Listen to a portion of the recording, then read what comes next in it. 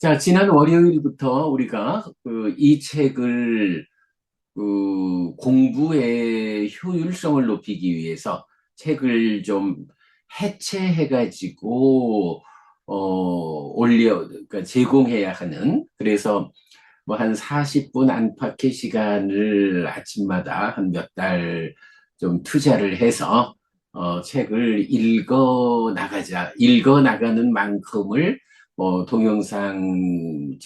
동영상으로 홈페이지에 올리면 저도 그렇고 여러분들도 그렇고 어떤 정해진 주제의 범위 안에서 효율적으로 그 자료를 활용할 수 있는, 네, 이렇게 책의 효율성을 높이기 위한 시간, 그저께부터 시작했습니다.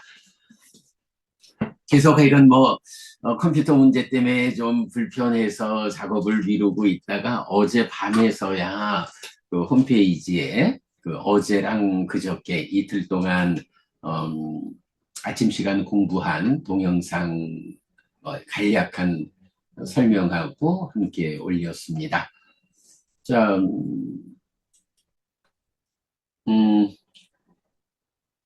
일단 줌에서 공유를 시작하겠습니다. 어저께는 책의 1페이지에서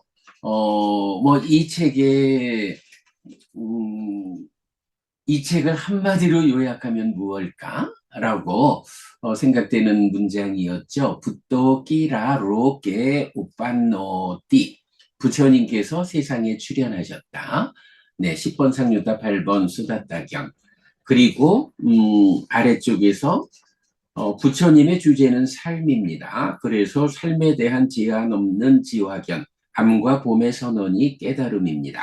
그런데 외도 유행승들은 삶과 다른 것에 의해 삶과 다른 것에서 답을 찾고자 합니다. 그러나 삶의 문제의 답은 삶에 있습니다. 삶의 이야기로의 불교, 이 책을 관통하는 주제입니다. 그래서 책을 마치며 해서 그러니까 646쪽에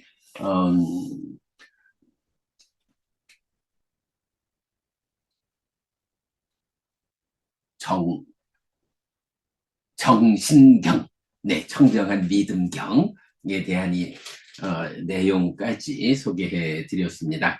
자, 이제 오늘은 2페이지로 갑니다. 네, 이렇게 그 바깥 표지 전체를 이제 안쪽으로 넣어서 요렇게 이제 2페이지, 3페이지 시작됩니다.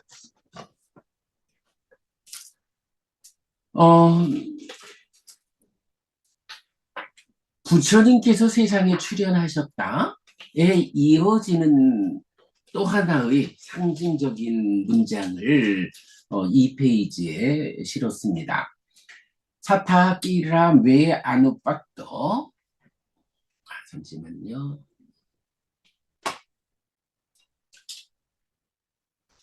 네. 사타끼라 메 아누빠떠, 수가또 끼라 메 아누빠떠, 삼마삼부또 끼라 메 아누빠떠 띠. 참으로 스승께서 나에게 오셨다. 참으로 성서께서 나에게 오셨다. 참으로 정등각께서 나에게 오셨다. 마지막 니까야 140 요소 분석의 경에 나오는 문구입니다. 부처님인 줄 모르고 밤새 부처님한테서 설법을 듣고 나서야 이분께서 나의 스승 부처님이시구나 라고, 그렇게 부처님을 배웠음을 인지하면서 드러내는 표현이지요. 참으로 스승께서 나에게 오셨다. 참으로 성서께서 나에게 오셨다. 참으로 정등각께서 나에게 오셨다. 네.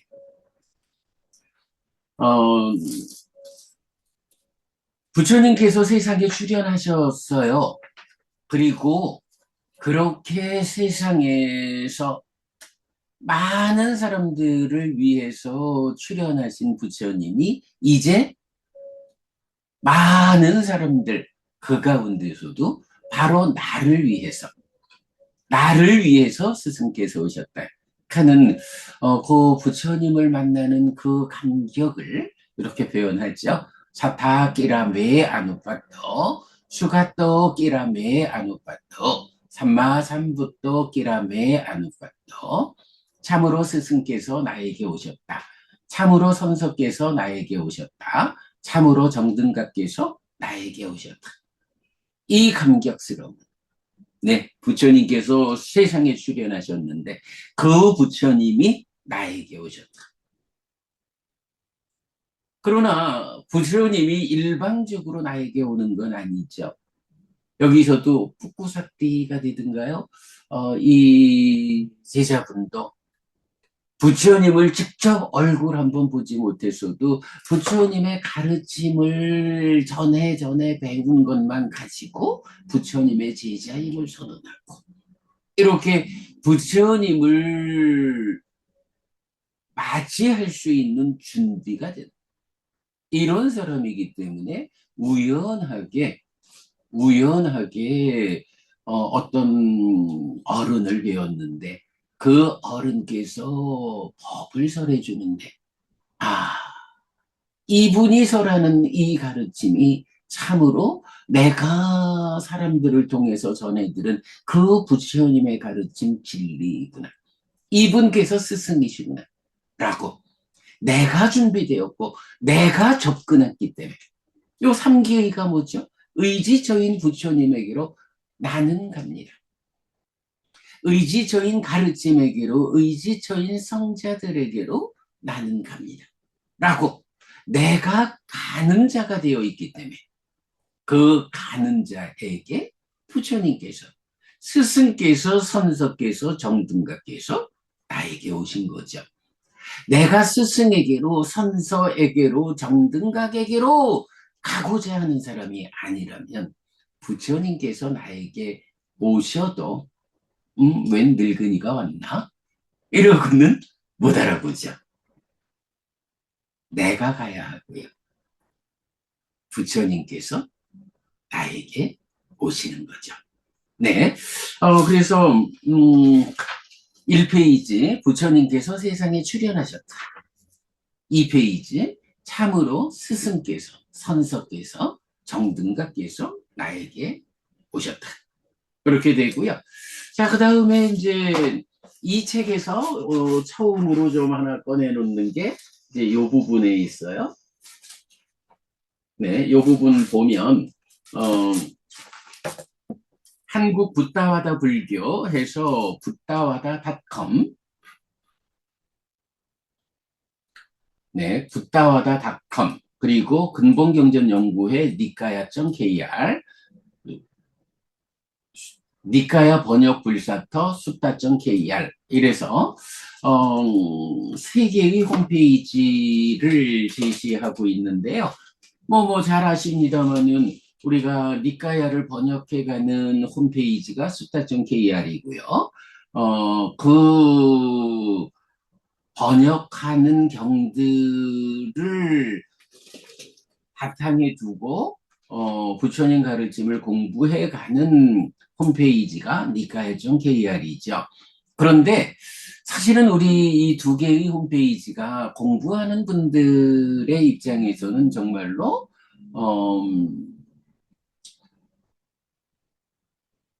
보물 창고와 같다라고 말할 만큼 엄청 많고 정확한 공부를 담고 있는데 문제는 이게 요즘 우리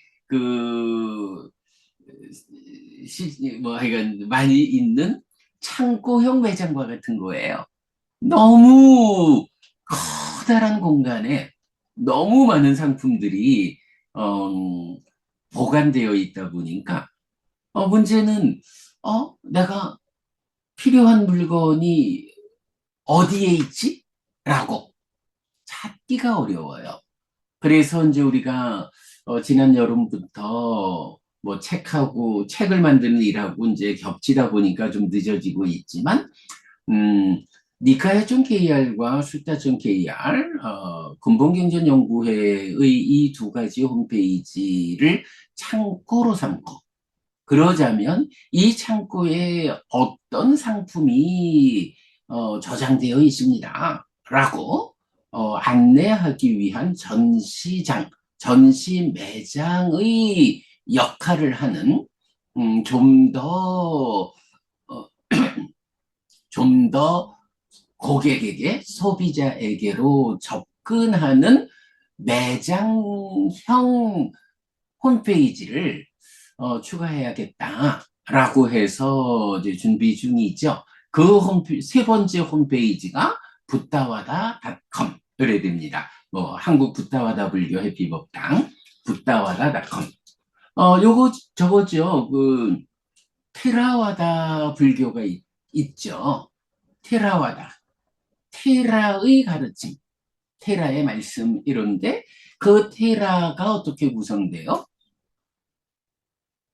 최초의 테라, 장로, 상자, 최초의 테라인 부처님과 또 그 부처님의 제자분들인 상자. 물론 여기서 말하는 상자는 뭐, 아라한의 개념으로 봐야죠, 테라. 부처님께서도 내가 바로 그 테라다. 이렇게 이제, 테라인 비고, 이렇게 말씀을 하시죠. 그럴 때 이제 우리가 테라와다에서도 그 제자인 테라의 말씀은 일단 좀 배제를 하고 최초의 테라, 최초의 장로 상자인 부처님의 말씀만을 기준으로 공부하는 것. 부처님 살아서 직접 설한 가르침. 그래서 이제 우리가 붓다와다라는 개념을 만들어서 뭐 한국 붓다와다 불교 해피법당 근본경전연구회 이렇게 쓰고 있죠. 네, 바로 그 붓다와다 부처님의 말씀, 부처님의 가르침 닷컴 세 번째 홈페이지의 이름이고요. 그래서 이제 제가 요번 주하고 다음 주까지 두 주 동안 화수목 수업을 방학을 좀 하자 말씀드린 게 요 붓다와다닷컴을 완성하기 위한 필요성 때문에 그래 하고 있습니다. 네, 이렇게 그 2페이지에서 스승께서 선서께서 정등각께서 나에게 오셨다라는 요 감격스런 그 소회하고 이제 한국 붓다와다 불교 붓다와다닷컴까지 소개했고요. 이제 3페이지로 가면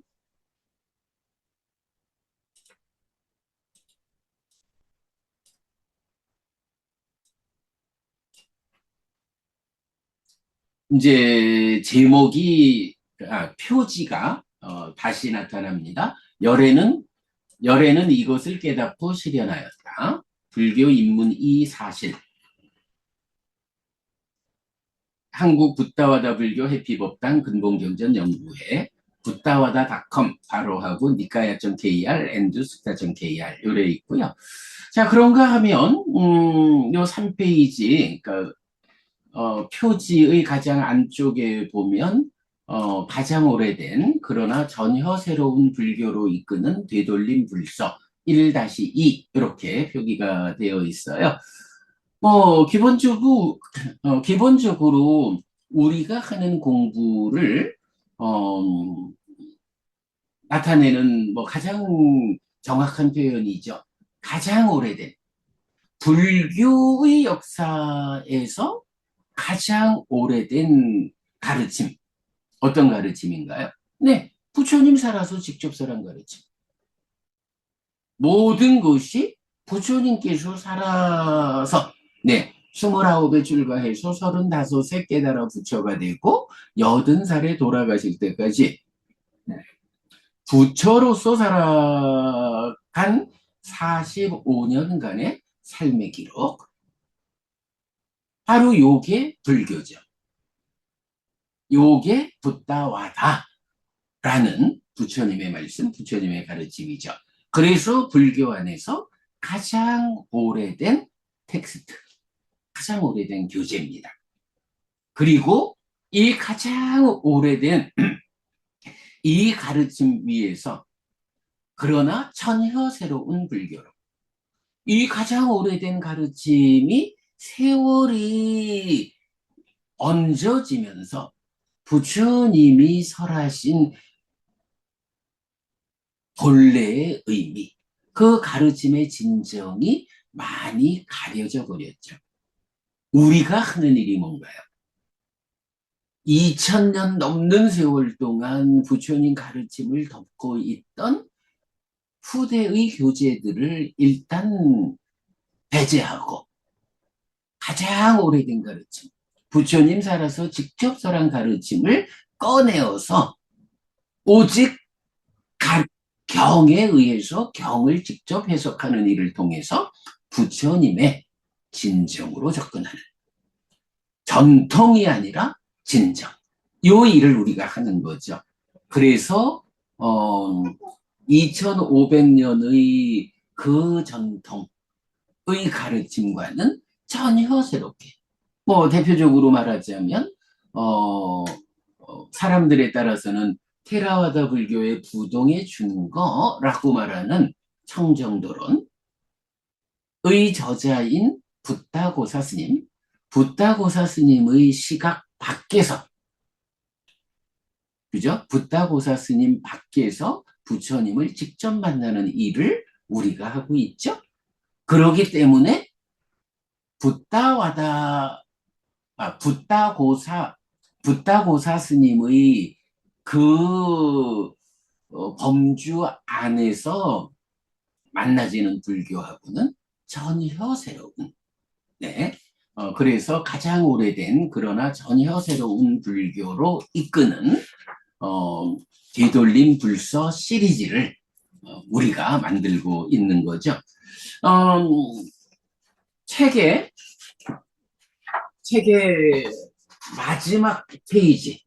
마지막 페이지에 가면 뭐 저자 소개하고 뭐 이렇게 좀 내용이 있는데 이제 여기에서 보면 뭐 저서해서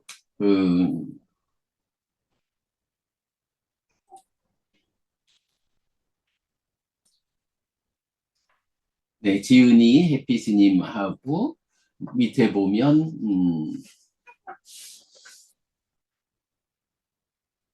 저서해서 그동안 우리가 만든 책 목록이 있어요. 그래서 보면 되돌림 불서 1, 불교 입문 1 소유하고자 하는 자를 위한 가르침, 되돌림 불서 2-1 나는 불교를 믿는다, 2-2 독송집, 2-3 독송집 별책 수행경전, 그리고 되돌림 불서 3-1 죽으면 어떻게 될까? 부처님이 가르쳐준 윤회 이야기. 이렇게 되돌림 불서를 크게 1, 2, 3, 세 가지로 구분을 했어요.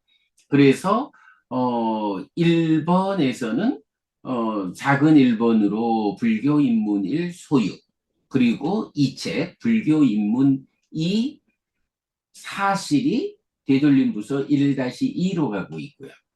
그런가 하면 직접적으로 신행에 필요한 주제들 이렇게 할 때 되돌림 불서 2-1, 2, 3 해서 나는 불교를 믿는다 독송집, 또 독송집 별책, 그리고 3번 시리즈로는 죽으면 어떻게 될까? 뭐 이렇게 하나의 특정한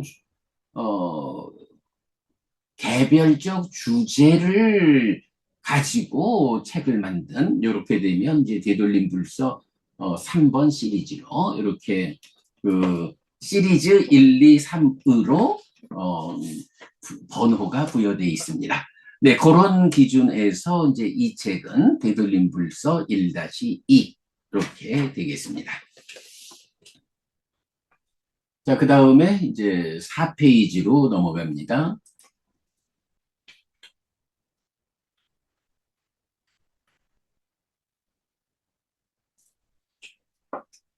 자, 4페이지 오면 이제 이렇게 박스를 치고, 처음 이제 이 책에 대한 첫 번째 그 안내를 하고 있습니다. 자, 보겠습니다.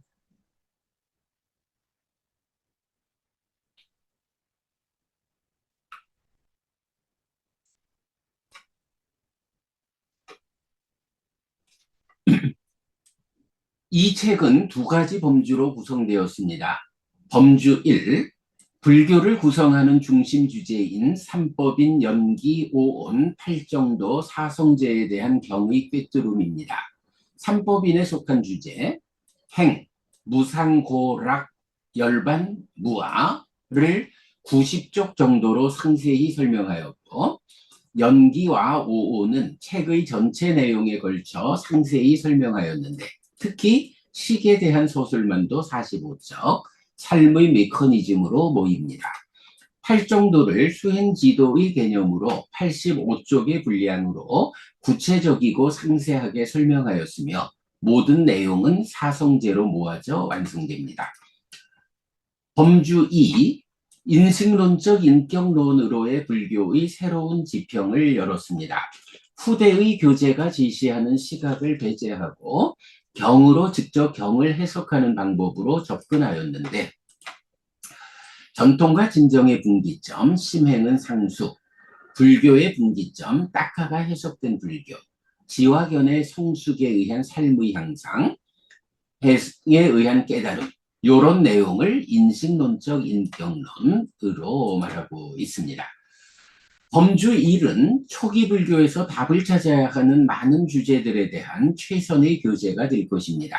그리고 범주 2는 분별암, 존재암, 그러니까 분별암식, 존재암 무명, 가치암 탐진에서 암, 심, 분별암, 존재암, 가치암이라는 인식의 전개로 해석하는 삶의 이야기인데, 삶의 성숙을 통한 삶, 존재성의 향상, 즉 불교를 인식론, 여실직연, 해탈직연적인 인격론, 예류자 아라한 인격의 완성으로 해석하는 새로운 사조의 지평을 여는 작업입니다. 범주 2가 새로운 사조의 지평을 여는 작업이지만, 이런 관점에서 해석된 범주 1은 불교의 근본에 대한 확실한 답을 줍니다. 그래서 타당한 사조이고, 이 책은 그 지평을 여는 장입니다. 네, 이렇게 이 책에 대한 첫 번째 안내를 하고 있어요. 뭐,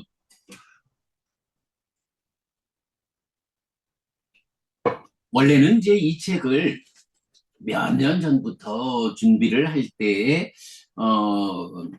의도했던 바는 범주 1에 속한 거, 그러니까 불교를 구성하는 중심 주제들. 그래서 뭐 열애는 이것을 깨닫고 실현하였다라고 부제가 달린 거죠. 이런 중심 주제가 삼법인 연기 오온이지만 또 포괄해서 거기에 팔정도 사성제가 이제 더해지죠. 이런 불교를 구성하는 중심 주제들에 대해서 니카야에 의해서 바르게 답하는 책을 만들어야 한다. 뭐 이런 필요성, 이런 의무감으로 이 책이 여러 해 동안 누적하면서 준비를 해온 거죠. 그러다가 이제 작년 8월부터 본격적으로 그 책의 출판 작업을 하는 가운데, 그동안 우리가 서술해 오던 뭐, 네, 방금도 본 거지만 그 가장 오래된 그러나 전혀 새로운 불교로 이끄는 이 중심이 어떤 것일까? 말하자면 우리가 전통적인 테라와다의 공부, 그 해석에 비해서 어떤 차별을 가지고 있어서 붓다와다라고 하는 새로운 이름으로 부처님 가르침의 진정에 접근하고 있는가? 이제 이런 부분에 대해서 책을 출판하는 작업에서 서술하게 된 거죠.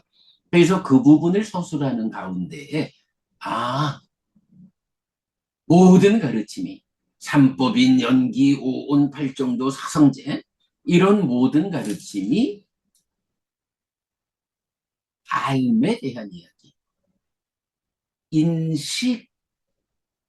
인식으로부터 출발하는구나. 그래서 인식, 삶의 성숙을 통해서 내 삶이 나의 인간으로의 격이 형성하는. 그래서 요거를 인식론적 인격론이라는 어, 새로운 사조를 우리가 발표하게 된 거죠. 그래서 이제 그 중심에 무엇이 있느냐라고 하면 어, 힌두교, 그러니까 우파니샤드에서는 그 존재에 대해서 우주적 동일성을 가지는 브라흐마 또는 아트만, 이렇게 존재라는 것을 참된 존재성을 가지는 것에 대해서 어떤 지위를 부여하느냐 하면 우주적 동일성.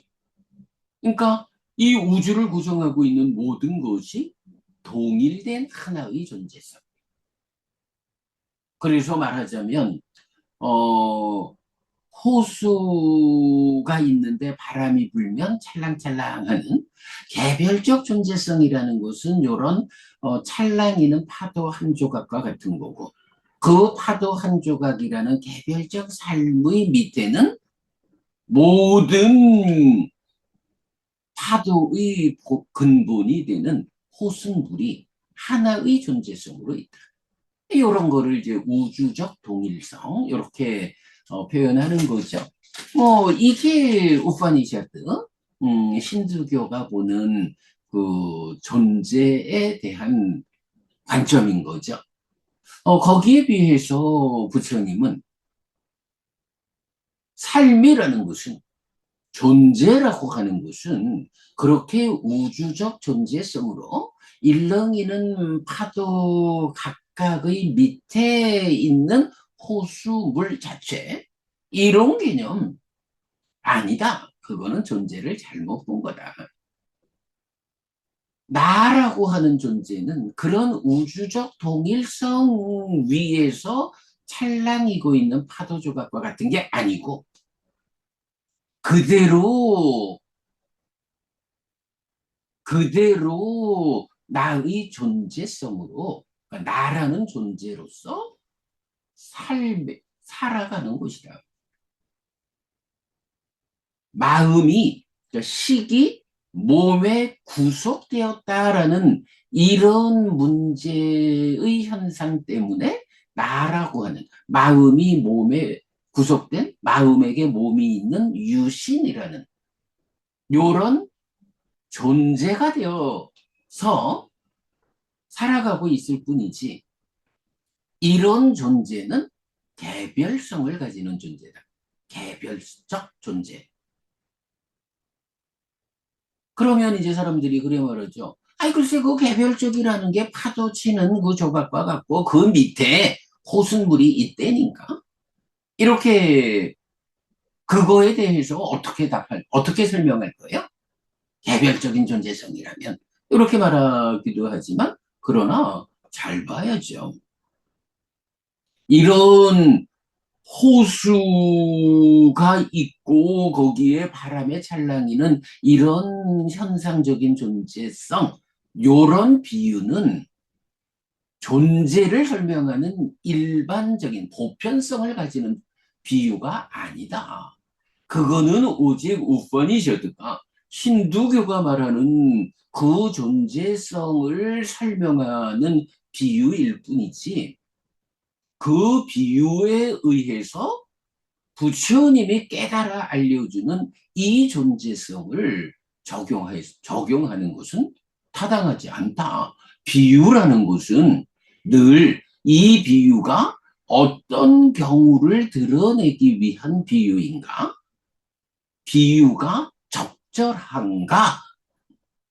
라는 부분을 놓치면 안 되거든요. 어떤 현상을 전혀 그 현상과 무관한 다른 비유를 가지고 설명하자 하는 것은 왜곡되는 길이죠. 그래서 사람들이 하여간 그래요. 개별적 존재성 말하면, 아니 그 파도 조각 밑에 있는 그 호수물 자체는 뭐라고 설명할 거예요? 답은 하나예요. 그거는 힌두교적 존재성을 설명하기 위한 비유이기 때문에 그 비유를 부처님이 설명하는 존재성에 적용하는 것이 오류입니다. 힌두교적 존재성의 비유를 그 비유에 불교의 부처님이 설명하는 이 존재성을 적용하려고 하면 안 됩니다. 부처님은 오직 개별적 존재성. 이것이 몸에 구속된 무명과 가래 때문에 몸이 무너지면 몸으로 가는 이런 현상을 보이는 독립적인 존재성이다. 개별적 존재성이다. 이제 이렇게 되는 거죠. 그랬을 때 이제 바로 그렇다면 힌두교가 말하는 이런 우주적 동일성을 부처님이 그건 사실 아니요 라고 부정하고 개별적 독립적인 존재, 그러니까 독립적인 개별적 존재성, 표현이 좀 그렇다, 을 설명하고 있는데, 그렇다면 이제 이러한 존재가 가지는 기본적인 특성. 자, 힌두교에서는 이 아트만, 우주적 동일성을 가지는 이 아트만이 아는 자, 보는 자다. 이렇게 말하고 있거든요. 아는 자, 보는 자. 뭐, 우리가 이건 살아가는 게 그런 거잖아요. 알고 보는 일이잖아요. 그럴 때 그 아는 일도 보는 일도 아뜨만이 한다. 이렇게 말하는데, 이제 불교가 그 아뜨만 우주적 동일성을 부정한다면, 이 아는 자, 보는 자로의 역할, 알고 보는 일은 누가 할까? 요 부분에 대해서. 자, 아가 아니고 무아, 독립적인 그러니까 독립된 개별적 존재성을 가지는 이 무아라는 나의 존재 가운데 그러면 알고 보는 일은 누가 하나? 무엇이 하나? 아뜨만을 힌두교의 아뜨만이 잘못된 관점이라면 알고 보는 자는 누구인가? 라고 부처님이 답을 줘야 되는 거죠. 거기에 대한 답을 찾아낸 것이 바로 아까 읽었습니다마는 인식론적 인격론으로의 불교 여기에서 분별알무로의 식, 존재암인 무명, 가치알민 탐과 진, 그리고 분별암과 존재암과 가치알미 함께한, 그래서 분별알미 존재암과 가치알무로 커진 요렇게 완성되는 암, 요게 심, 요래 되죠. 요런 전개를 우리가 삶의 메커니즘으로 해석해냈잖아요. 그럴 때에 그 출발에 있는 알미, 그러니까 분별알미라고 번역한 식이라는 말이 사실은 모든 답을 주죠. 우리가 마음을 심이라고도 의라고도 식이라고도 이렇게 세 가지 이름으로 말하고 있어요. 그래서 우리가 동일성 위에 차별성을 가지고 심의식 세 가지 마음을 해석해야 한다라고 하는데 그 중에 심의식 가운데 대표성은 누가 가질까? 라고 하면 아무래도 색수상행식 오온 가운데 마음을 지시하는 단어인 식이 대표성을 갖겠죠.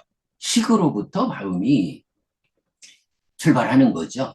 그런데 이 식이 우리가 이제 계속 식이라고 읽어서 그렇지 어쨌든 원전으로 공부해야 하는 필요성이죠. 식의 원어가 뭔가요? 윈냐나거든요. 윈냐나. 이때 냐나라는 말이 지화견, 암과 범 이렇게 말하는 알미라고요. 그리고 알을 말하는 냐나 앞에 위라는 접두사가 접두되어 있는 거예요. 위라는 접두사는 뭐 잘이라는 의미도 같지만 또 보통 분리, 분별 이런 의미를 갖죠. 그러니까 윈냐나라는 말은 냐나 앞에 분별이란 말이 들어있는 거예요. 붙어 있는 거예요. 그냥 말 자체로 번역을 해보면 이거를 윈냐나를 묶어가지고 한 문으로 식이라는 한자어로 번역하면 드러나 보이지 않는 하나의 의미를 그냥 우리말로 윈냐나라는 빨리 원어를 번역하면 드러나는 의미가 있는 거죠. 예, 바로 냐나의 위가 접두했다. 아, 분별 알미다. 식이라는 요것이 분별 알미인 거예요.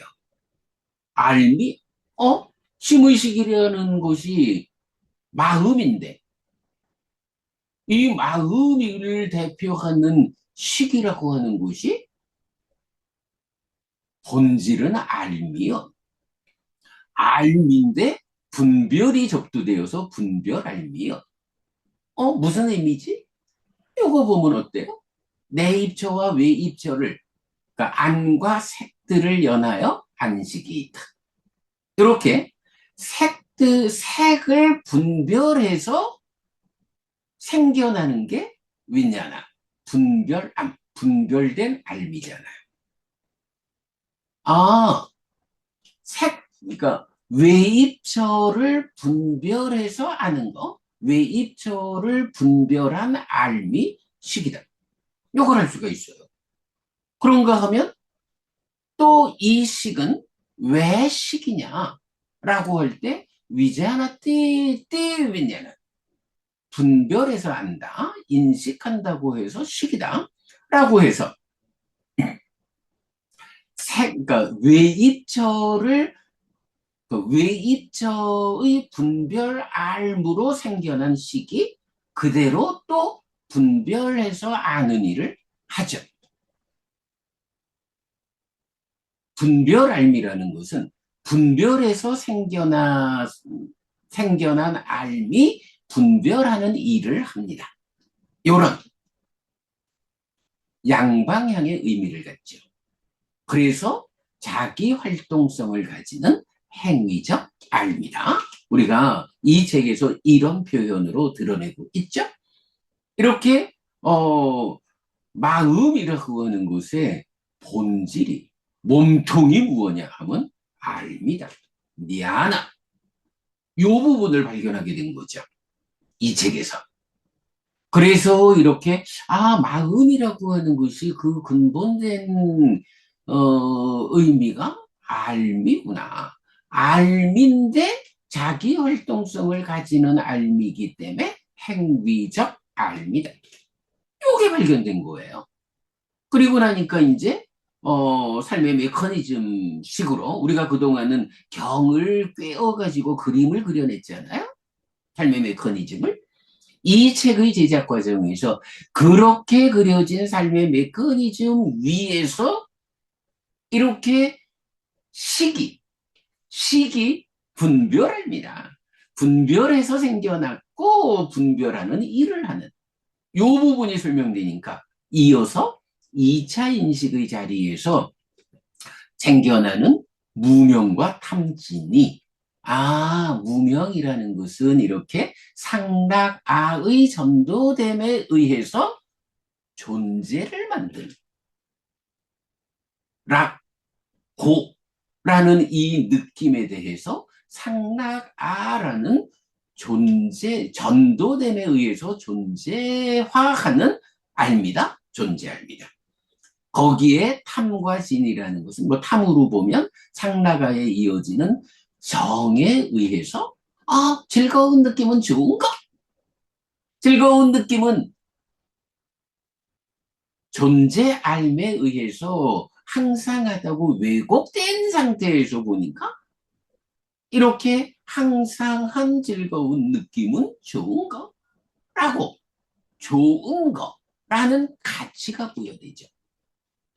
고에 대해서는 항상 하기 때문에 나쁜 거, 싫은 거, 진이라고 하는 가치가 부여되죠. 그래서 이렇게 분별알미, 존재암과 가치알무로 커지면 이게 완성된 알미 되고, 이 완성된 알물 찌다 마음 심자 심이라고 부르죠. 이랬을 때 정말 우리가 또 한 가지 이 식을 분별알미라고 해석해낸 것만큼이나 중요한 게 뭔가요? 산다는 게 알고 보는, 인식하고 행위하는 건데, 식은 인식하는 마음이다. 심은 니카야를 꿰어서 봤을 때 행위하는 마음이다 라고 알고 있는데, 왜 심이 행위하는 마음, 행위자일까? 식이 식이라는 분별알미, 존재암, 가치알무로 커져서 완성된 심은 왜 행위하는 자가 될까? 라고 할 때 바로 가치알미라는 거. 좋다 싫다라는 가치가 가치적 측면이 생겨나니까 안 그러겠어요? 당연히 좋은 쪽으로는 접근하려 하고 싫은 거에서는 거부하고 멀어지려 하고 이런 좋다 싫다라는 이 가치가 부여되면 접근하려 하고 멀어지려 하는 행위를 유발하게 되죠.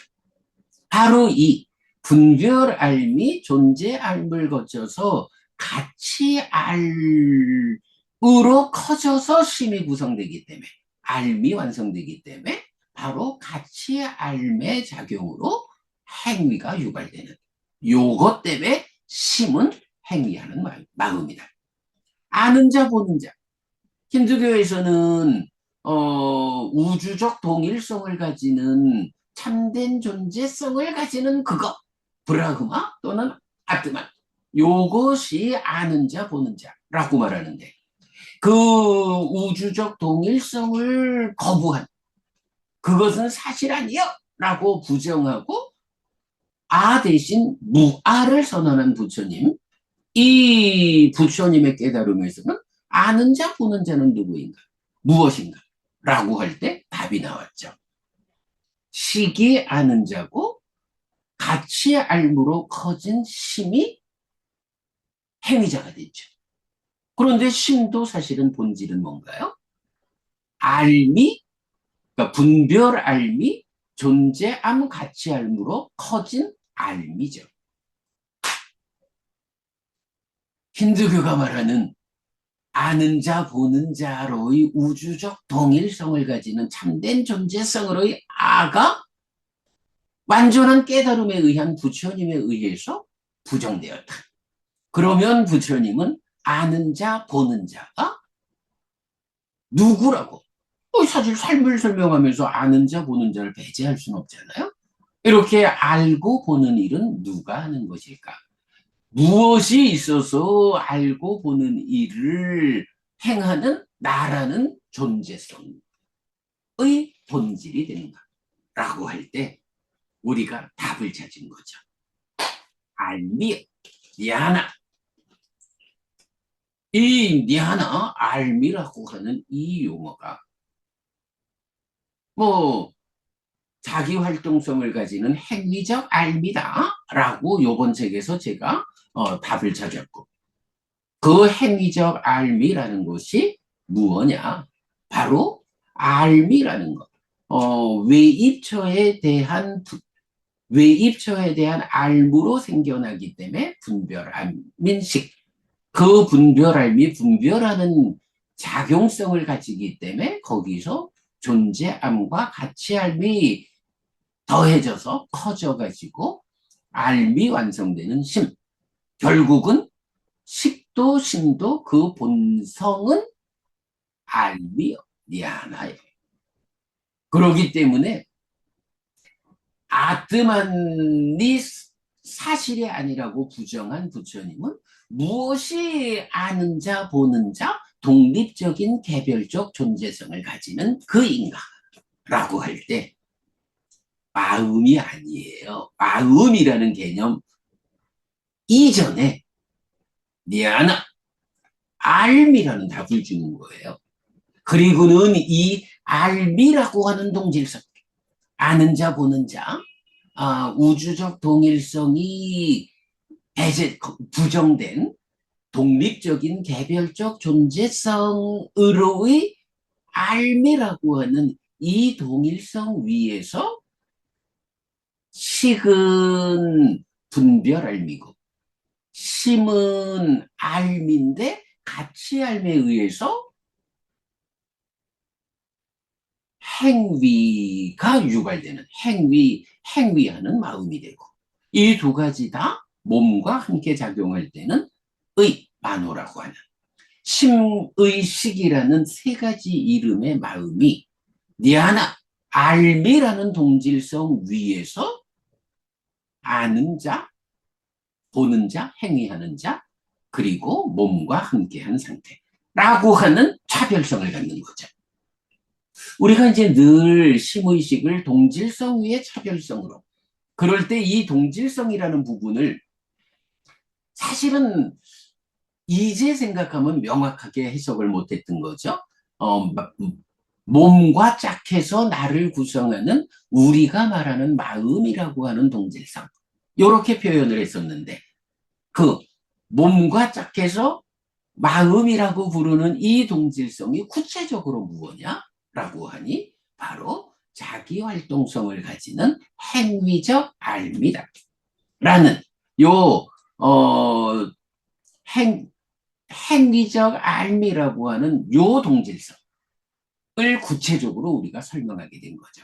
이 동질성 위에서 심이라고도 의라고도 식이라고도 하는 차별성을 가지는 심의식에 대해서 지난 10여 년의 세월을 거쳐서 우리가 설명해왔던 경을 꿰어가지고 이해하고 설명해왔던 심의식이라는 마음에 대해서 바로 이 책에서 결정적인 한 방, 정말 그 결정적인 한 방, 우주적 동일성을 가진 아는 자, 보는 자로서의 아트만이 완전한 깨달음, 정등각인 부처님에 의해서 부정되었다.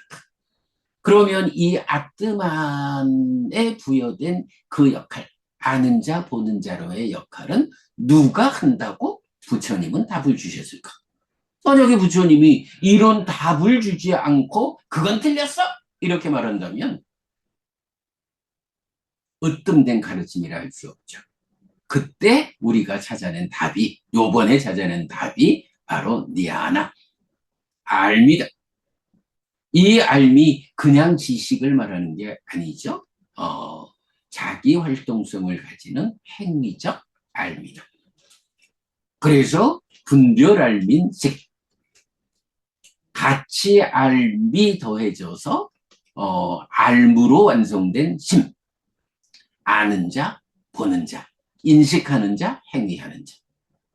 요런 부분을 이 책에서 확실하게 설명해냈죠. 물론 뭐 이제 앞으로 그리고는 이제 그렇게 알매 측면에서 삶이 설명되고 그러한 알미 어느 수준으로 아느냐 하는 것에 의해서 범부라는 인격을 가지느냐, 성자라는 인격을 가지느냐, 깨달아 완성된 아라한으로서 인격이 완성되느냐, 이제 요런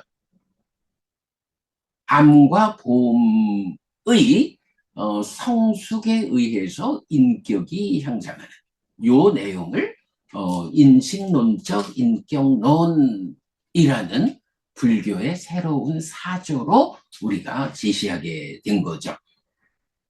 뭐 그러다 보니까 이제 이 책은 우리가 늘 삶의 메커니즘과 수행 지도로 공부의 중심을 잡고 있는데 바로 이런 모든 것의 중심에는 알미 있다. 아는 자, 보는 자. 요 개념을 그래서 이번 책에서는 삶의 메커니즘과 수행 지도만큼이나 커다란 비중을 가지고 지화견, 암과 봄을 담고 있죠. 딱가가 해석된 불교의 영역을 삶의 메커니즘, 수행지도 이 두 개를 매개하는 것으로의 지화견 이런 구조를 가지고 있죠. 예, 그래서 이제 오늘 소개한 범주 이야기에서 범주 2가 그러니까 인식론적 인격론으로의 불교의 새로운 지평, 범주 2가 새로운 사조의 지평을 여는 작업이지만 이런 관점에서 해석된 범주 1, 즉 불교를 구성하는 중심 주제, 삼법인 연기, 오온, 팔정도, 사성제, 네, 이런 범주 1은 불교의 근본에 대한 확실한 답을 줍니다. 뭐 그동안에도 계속 불교를 구성하는 이런 중심 주제들을 설명해 왔어요. 오랜 세월 전통적 관점으로 설명하기도 하고 우리가 전통보다 진정 이래가지고 진정의 관점에서 설명하고 있죠. 그런데 그것이 이렇게 인식론적 인격론으로의 불교라는 새로운 사조로서 이런 불교를 구성하는 중심 주제를 해석할 때 불교의 근본에 대한 확실한 답을 줍니다. 그래서 타당한 사조이고 이 책은 그 지평을 여는 장입니다. 이렇게 이 책에 이건 이 책의 뭐라 해야 되나? 이건 포괄된 그 작업 과정을 범주 1, 2 두 개로 두 개로 구분해 가지고 범주 2에 의해서 확실하게 진정을 드러내는 범주 1 이런 구조로 이 책이 구성되었다라는 것을 소개하고 있습니다. 사실은 지금 말씀드린 이제 이런 과정으로 이 책이 만들어지다 보니까 한면으로 보면 이런 범주 1에 속한 내용들이 오랜 여러 해를 두고 준비되어 온 것을 이제 범주 2의 관점에서 새롭게 서술하는 이제 이런 작업을 하다 보니까 제가 볼 때 이 책이 그런 점에서 조금 산만함이 있다. 그런 점에서 조금 산만함이 있다라는 생각은 좀 들어요. 그래도 첫날 말씀드렸지만 사실은 이 책이 아직도 한 5년은 더 지난 뒤에 만들어져야 훨씬 더 완성도가 있을 텐데 그러나 무조건 기다리십시오라고만 할 수는 없어서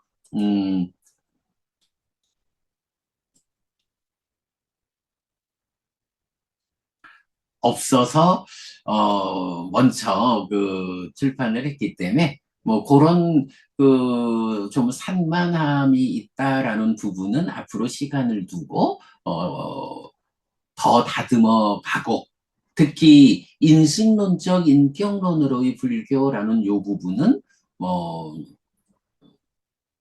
독립적으로 논문을 쓰듯이 별개의 책으로 한번 다시 완성이 될 거로 이렇게 생각을 하고 있습니다. 자, 이렇게